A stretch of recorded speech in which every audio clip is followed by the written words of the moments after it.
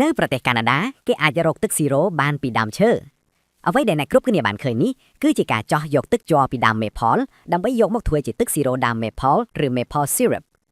ជាង 70% នៃទឹកស៊ីរ៉ូដើម maple ដែលលក់នៅទូទាំងពិភពលោកគឺមានប្រភពដើមមកពីប្រទេសកាណាដាទាំងអស់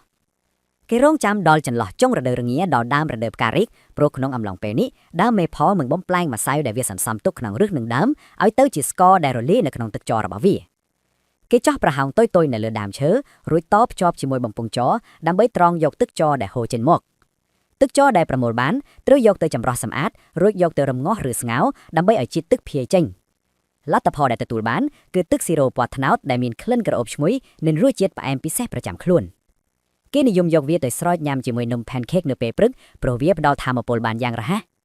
ប្រសិនបើបរិភោគក្នុងបរិមាណសមរម្យវាក៏មានប្រយោជន៍ដល់រាងកាយផងដែរព្រោះវាសម្បូរទៅដោយសារធាតុប្រឆាំងអុកស៊ីតកម្មឬ antioxidants និងជាតិរ៉ែជាច្រើនប្រភេទ